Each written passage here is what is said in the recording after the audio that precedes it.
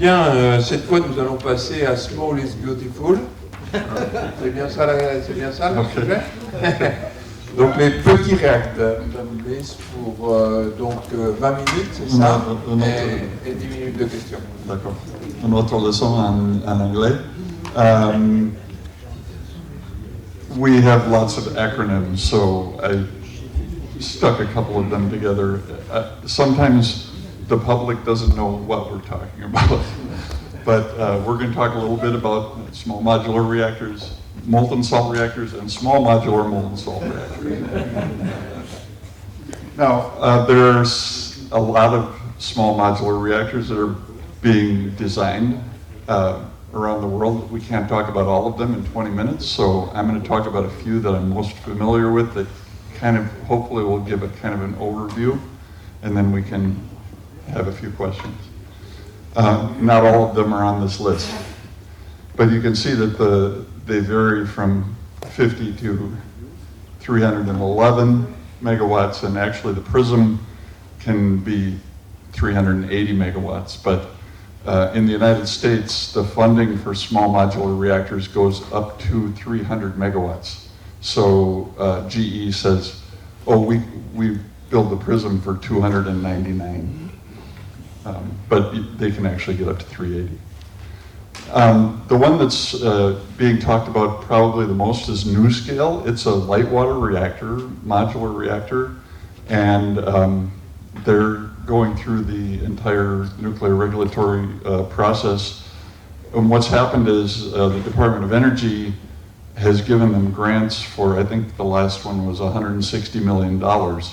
And that sounds like a lot of money for a small company, but what happens is they pay the $160 million to the Nuclear Regulatory Commission. So the DOE takes it out of this pocket and puts it into this pocket. But they're expected to be one of the first small modular reactors to go online. They're quite small though, they're 50 megawatts. So if you want to build a 1 gigawatt power plant, you're talking about 20 modules. So their plans call for having these stacked up, but here's the thing about small modular reactors that we have to think about. There are a lot of coal-fired power plants in the world, and people who run coal-fired power plants could replace the burners at a coal-fired power plant and retain the rest of the infrastructure. But you have to have a high enough temperature so that you can just replace the burner. And a light water reactor isn't going to be hot enough to do that.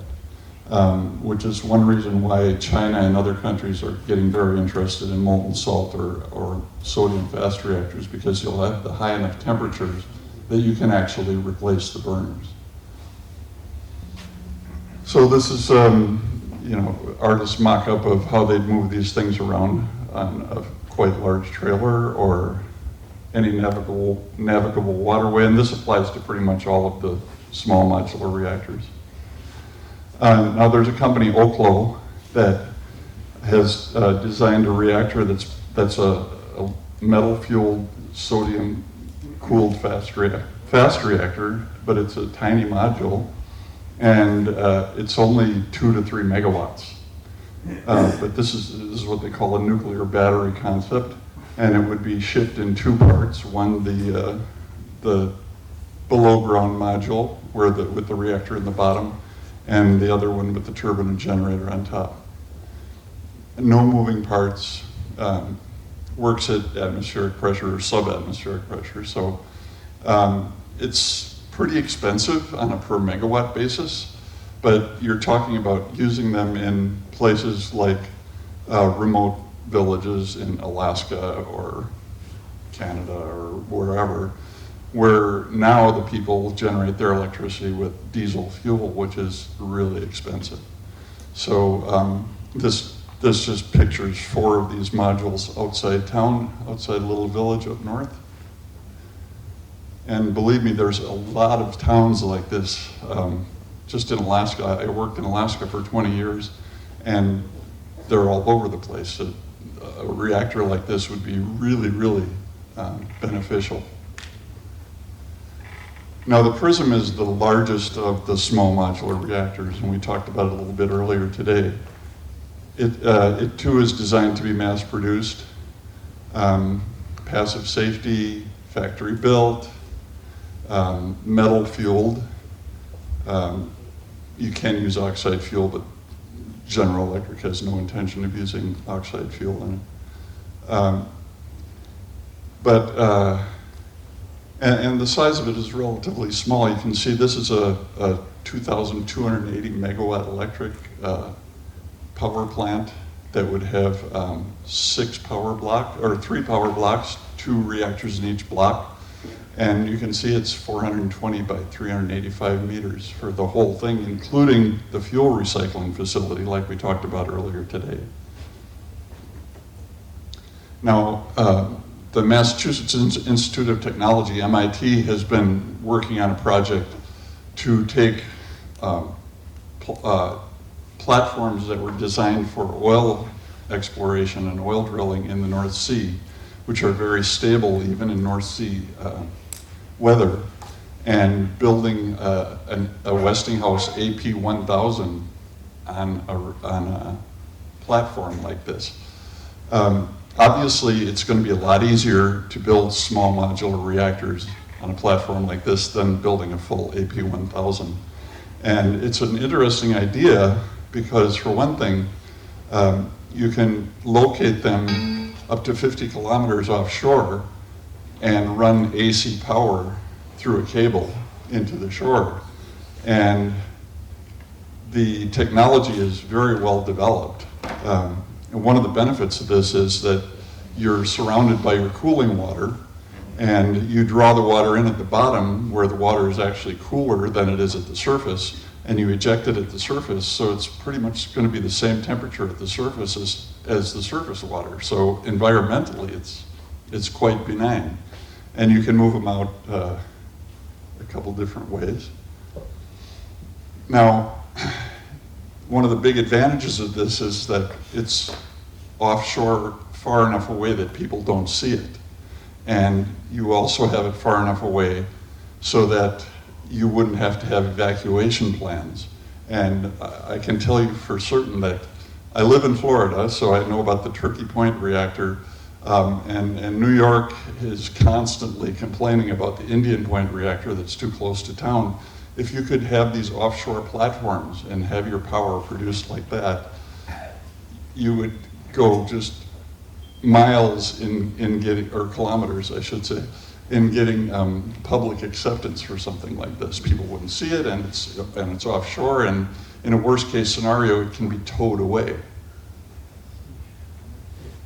Now, there's been a lot of talk about molten salt reactors, and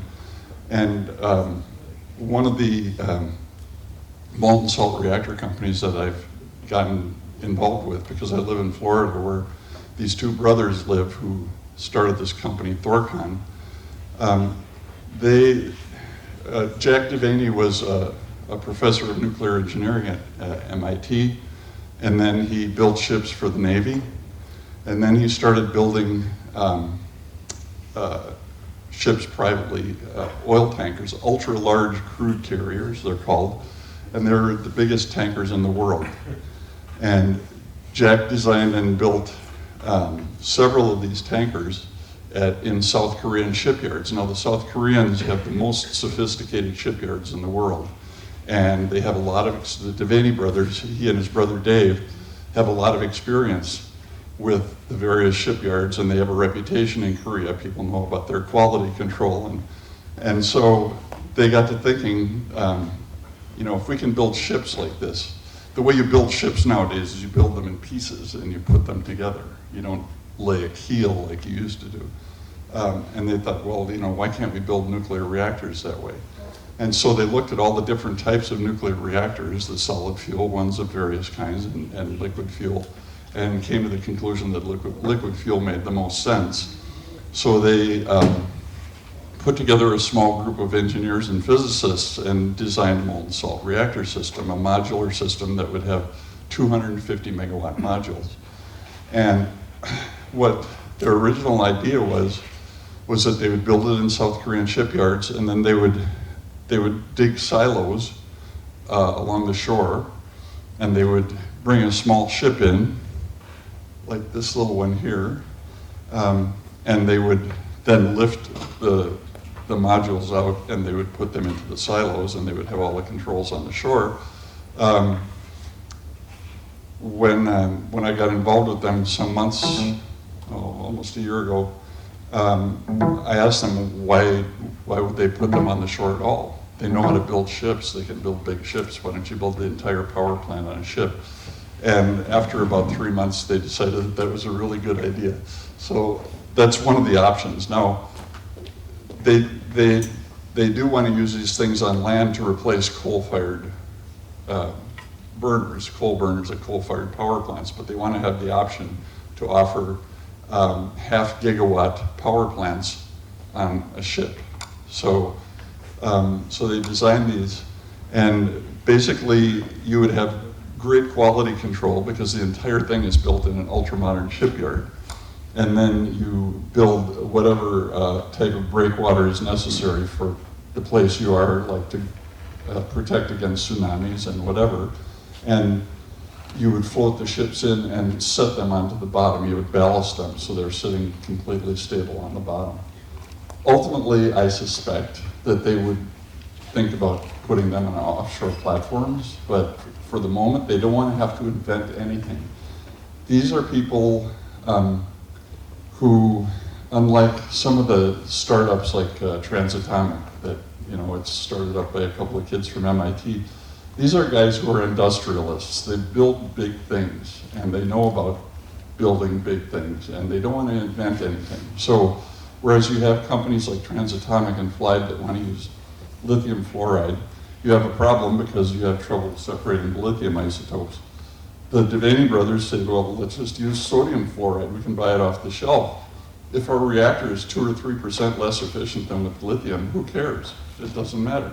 Now, one of the big problems with molten salt reactors is the corrosion issue, because some of these companies are trying to design reactors that'll last 50 or 60 or 80 years, and you're talking about pushing your materials to the point where it's 700 degrees centigrade, and you're having neutron bombardment, and you're in a salt environment, which is highly corrosive.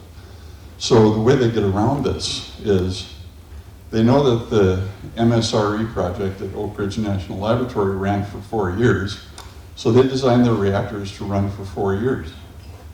And after that, you discard them. So here's a look at what it would look like. You would have the reactors here. There would be 4 silos on each ship. Each ship would be a half a gigawatt.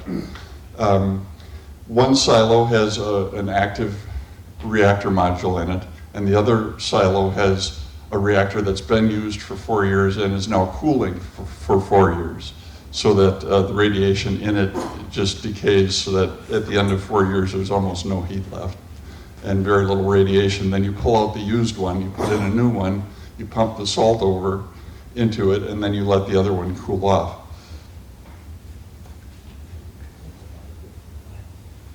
Now, in a shipyard like the Hyundai shipyard here, they could build 100 gigawatts per year of land-based reactors, or if you wanted to build them on ships, about 30 gigawatts.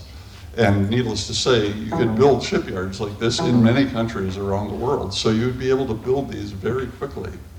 And it's economical because of the ultra-high technology that they have, and it's getting better. Heat exchangers, for instance, Oak Ridge National Laboratories is doing a lot of work with 3D printing to make heat exchangers with 3D printers, which would be much faster and more secure, and you wouldn't have problems with welds and that sort of thing.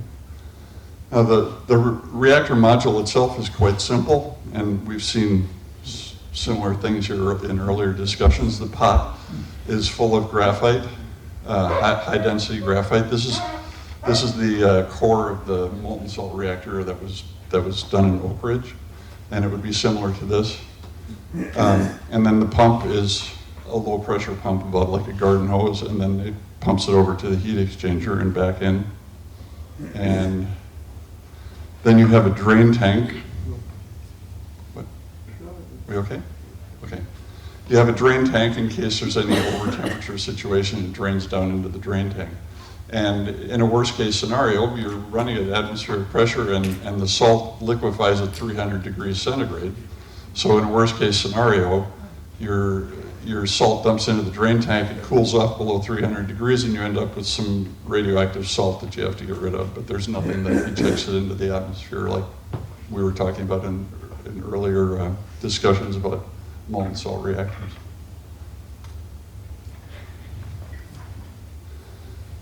So I think I mentioned it earlier today when I was talking about the PRISM that the molten salt, the spent fuel can be recycled with the same pyroprocessing system that we would use for PRISM reactors, and a PRISM reactor could then utilize the actinides in the spent fuel and burn them up and service several Thorcon or other molten salt reactors. So you have basically a three-part system that all of it is designed to be mass-produced. Both reactor systems run at atmospheric pressure and have intrinsic safety that light water reactors don't have. And they operate at higher temperatures, so they're more flexible in terms of using them for both process heat and for replacing current gas and coal-fired power plants. That's all.